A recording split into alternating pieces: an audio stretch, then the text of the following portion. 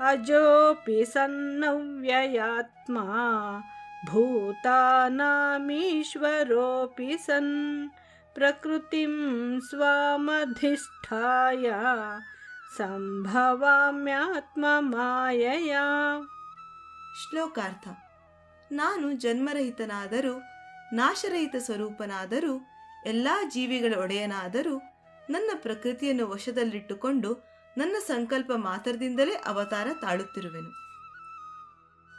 ಯದಾ ಯದಾ ಹಿ ಧರ್ಮಸ್ಯ ಗ್ಲಾನಿರ್ಭವತಿ ಭಾರತ ಅಭ್ಯುತ್ಥಾನಮಧರ್ಮಸ್ಯ ತದಾತ್ಮಾನಂ ಸೃಜಾಮ್ಯಹಂ.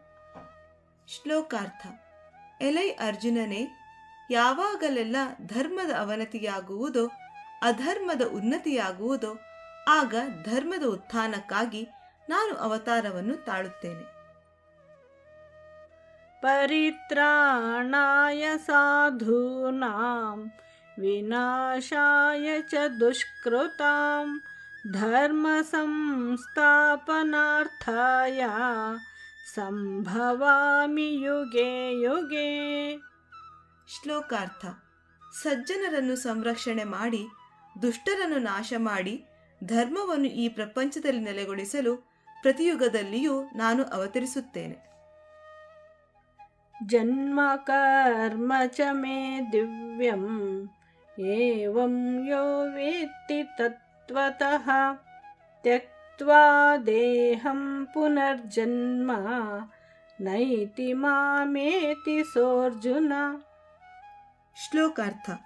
ಹೇ ಅರ್ಜುನ, ನನ್ನ ಜನ್ಮ ಮತ್ತು ಕರ್ಮಗಳು ದಿವ್ಯವೂ ನಿರ್ಮಲವೂ ಅಲೌಕಿಕವೂ ಆಗಿದೆ ಎಂಬುದಾಗಿ ಯಾವ ಮನುಷ್ಯನು ಯಥಾರ್ಥವಾಗಿ ತಿಳಿದುಕೊಳ್ಳುತ್ತಾನೆಯೋ ಅವನು ಶರೀರವನ್ನು ತ್ಯಾಗ ಮಾಡಿ ಪುನರ್ಜನ್ಮವನ್ನು ಪಡೆಯುವುದಿಲ್ಲ, ಅವನು ನನ್ನನ್ನೇ ಹೊಂದುತ್ತಾನೆ.